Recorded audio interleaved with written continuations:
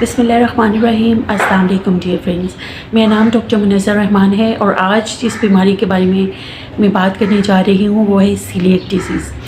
Coeliac disease क्या होती है, इसकी क्या वजूहात हैं और सीलिएक डिज़ीज़ के मरीज़ों को किस तरह से मैनेज किया जाना चाहिए, ये आज की वीडियो का टॉपिक है। तो वीडियो का आगाज़ करते हैं जनाब। जब हम सीलिएक डिज़ीज़ की बात करते हैं तो हम देखते हैं कि अक्सर जो पेशेंट्स हमारे पास आते हैं सीलिएक डिज़ीज़ के, वो नॉर्मली तो ये कुछ लोगों में बचपन में डायग्नोज़ हो जाती है और कुछ लोगों में बड़ी उम्र में जाकर इसकी तशख़ीस होती है। लेकिन बच्चों में जब इसकी तशख़ीस का मरहला आता है तो ये वही बच्चे होते हैं जो कि पहले मदर फीड ले रहे होते हैं या फार्मूला मिल्क ले रहे होते हैं, और फिर जब उनकी वीनिंग का प्रोसेस शुरू किया जाता है, यानी जब उनकी ठोस ग़िज़ा या उनका खाना पीना थोड़ा सा तब्दील किया जाता है, उनको गंदम की रोटी वगैरह जब खिलाई जाती है तो फिर उनको सिम्टम्स ज़ाहिर होना शुरू होते हैं। और अलामात जो हैं वो क्या हो सकती हैं, वो मुख्तलिफ पेशेंट्स में मुख्तलिफ नौइयत की हो सकती हैं। सीलिएक डिज़ीज़ के अलामात, पहले थोड़ा सा अलामात को डिस्कस करने से पहले मैं आपको ये बताती चलूँ कि थोड़ा सा आपको समझाने के लिए ये ज़रूरी है कि हम देखें कि सीलिएक डिज़ीज़ होती क्यों है और ये क्या इसकी वजह, बुनियादी वजह क्या है। जनाब, हमारी जो कुछ लोगों में जेनेटिकली या मौरूसी तौर पर आप समझ लें कि जेनेटिकली उनमें इस तरह की टेंडेंसी होती है कि उनकी जो छोटी आंत होती है, जो स्मॉल इंटेस्टाइन होती है, वो सेंसिटिव होती है एक ख़ास जो हमारी डाइट के अंदर पाई जाती है ग्लूटिन। एक हमारे डाइट के अंदर एक न्यूट्रिएंट पाया जाता है जिसको ग्लूटिन कहा जाता है। ग्लूटिन सेंसिटिविटी होती है बेसिकली हमारी छोटी आंत के अंदर, यानी कि जो हमारी छोटी, इन मरीज़ों में जो छोटी आंत होती है वो सेंसिटिव होती है ग्लूटिन के साथ। और जब भी वो ग्लूटिन लेते हैं तो कोई भी ऐसी डाइट जब लेंगे जिसमें ग्लूटिन की मिकदार मौजूद होगी तो फिर उनको अलामात ज़ाहिर होना शुरू हो जाएंगी। तो इसलिए ये थोड़े से वही पेशेंट होते हैं जो कि ऑलरेडी जिनको जेनेटिकली जो कि प्रोन होते हैं इस सेंसिटिविटी को, यानी कि जिनको मौरूसी तौर पर ये सेंसिटिविटी या एलर्जी जिन लोगों में मौजूद होती है, तो ऐसे लोगों में फिर अलामात ज़ाहिर होती हैं। वो अलामात मुख्तलिफ़ किस्म की हो सकती हैं, यानी कि खाना खाने के बाद इंडाइजेशन या बदहज़मी की शिकायत हो सकती है। इसके अलावा क्योंकि प्रॉपर्ली डाइट वो जब नहीं ले सकते तो उनमें बहुत ज़्यादा एक्सट्रीम वीकनेस या कमज़ोरी हो सकती है, और ब्लड की या खून की कमी और एनीमिया भी ऐसे मरीज़ों में हो सकता है, और हड्डियों और जोड़ों की कमज़ोरी भी आ सकती है।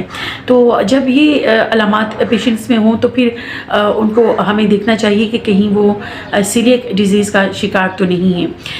पेशेंट के अलामात को देखते हुए उसका मुआयना करने के बाद और कंप्लीट हिस्ट्री देखने के बाद डॉक्टर फिर कुछ टेस्ट, जो स्पेशल टेस्ट हैं सीलिएक डिज़ीज़ के लिए, वो आपको एडवाइस करेंगे, जिसमें ब्लड टेस्ट भी हो सकते हैं। 2-3 मुख्तलिफ़ किस्म के टेस्ट हैं जो कि TTG ब्लड का टेस्ट जो है वो पॉजिटिव हो सकता है, और HLA-DQ2 और HLA-DQ8 जो है ये कुछ मरीज़ों में करवाने पड़ते हैं। इस तरह से इस मर्ज़ की तशख़ीस की जाती है।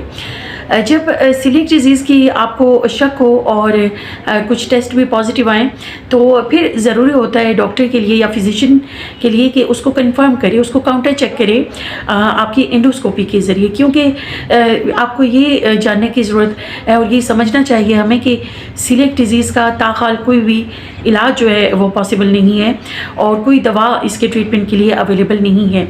और इसके लिए जो वाहिद मैनेजमेंट जो सीलिएक डिज़ीज़ के लिए हम कर सकते हैं वो यही हो सकती है कि हम मरीज़ को परहेज़ बताएं कि उसने उन चीज़ों से परहेज़ करना है कि जो जिनमें पाई जाती है ग्लूटिन।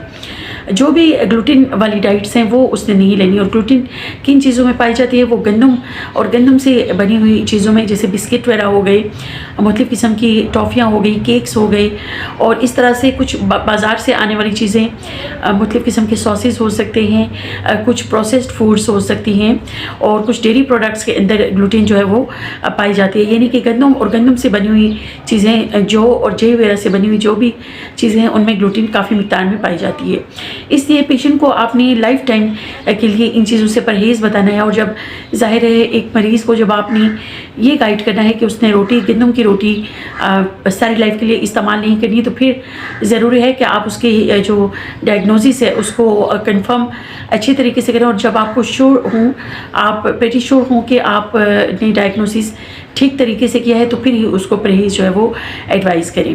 तो इसलिए एंडोस्कोपी डॉक्टर आपको एडवाइस करते हैं, और एंडोस्कोपी से घबराने की या परेशान होने की ज़रूरत नहीं होती। वो बहुत अच्छा और आसान टेस्ट है जिसके ज़रिए आपके मर्ज़ की तशख़ीस जो है वो बासानी और बिल्कुल एक्यूरेटली की जा सकती है। एंडोस्कोपी के ज़रिए आपकी छोटी आंत का कुछ सैंपल जो है वो बायोप्सी के लिए लिया जाता है, एक टुकड़ा लिया जाता है, और उसको होटबिन के नीचे देखा जाएगा कि उसका स्ट्रक्चर और उसकी जो उसकी इंटरनल जो चेंजेस हैं या उसके अंदर क्या ख़राबी है। इस तरह से हम सीलिएक डिजीज़ को डायग्नोस कर सकते हैं जनाब। फिर डायग्नोसिस के बाद आपने पेशेंट को जब परहेज़ ऑलरेडी मैं बता चुकी हूँ, मेरी पेशेंट अगर ग्लूटेन से बनी हुई चीज़ें जो कि गंदम से बनी हुई चीज़ें हैं उनका परहेज़ करेगा, तो फिर पेशेंट का नेक्स्ट क्वेश्चन ये होता है कि जी हम जब गंदम की रोटी नहीं खाएंगे तो हम क्या खाएंगे। तो उसके लिए मैं आपको एक तो बहुत आसान सा फार्मूला बता देती हूँ जो कि हर पेशेंट के लिए फॉलो करना बहुत आसान है। एक तो आप कोशिश करें कि आप बंगाली डाइट पे शिफ्ट हो जाए। बंगाली डाइट जैसा कि आप चावल और मछली वगैरह खा सकते हैं, इसके अलावा चावल से बनी हुई रोटी भी आप खा सकते हैं, और गोश्त आप खा सकते हैं, मटन, बीफ, चिकन वगैरह हर किस्म का गोश्त आप खा सकते हैं आसानी के साथ। इसके अलावा तमाम सब्ज़ियां और फल जो है वो आप ले सकते हैं, और इसके साथ ही दूध और जितने भी मिल्क प्रोडक्ट्स हैं वो आप ले सकते हैं। इस तरह से ये चीज़ें जो है अपनी डाइट में शामिल करके जो आपको डेफिशिएंसी से जो न्यूट्रिएंट की डेफिशिएंसी हो रही है उसको कवर कर सकते हैं। लेकिन आपने सिर्फ जो गंदम और व्हीट प्रोडक्ट्स हैं और उनसे परहेज़ करना है। और फिर ख़ास तौर पे अगर मार्केट से आप कोई चीज़ लेते हैं जो प्रोसेस्ड फूड्स, हमारे पास टिन्स में या कैन्स में जो डाइट्स आती हैं, चाहे जो स्टोरेज अक्सर जो चीज़ें जिनको लॉन्ग टर्म के लिए स्टोर किया जाता है उनमें की दफ़ा उनमें भी ग्लूटेन शामिल की जाती है। तो इसलिए ज़रूरी है कि जब आप मार्केट से या बाज़ार से कोई भी चीज़ खाने के लिए, तो उसका लेबल जो है टिन के ऊपर या कैन के ऊपर जो लेबल लिखा हुआ है उसको डिटेल से स्टडी ज़रूर करें और ये एश्योर करें कि उसके अंदर ग्लूटेन मौजूद ना हो। इस तरह से आप आसानी के साथ अपनी डाइट को और अपनी इस सीलिएक डिजीज़ को मैनेज कर सकते हैं। आई होप कि ये वीडियो आपको अच्छी लगी होगी और आपने ज़रूर आपने सीलिएक डिजीज़ के बारे में जाना होगा, और ये आपकी जो डिज़ीज़ है उसको मैनेज करने में मदद करेगी। डॉक्टर मुन्नेज़ा को अपनी दुआओं में याद रखिएगा। अल्लाह हाफ़िज़।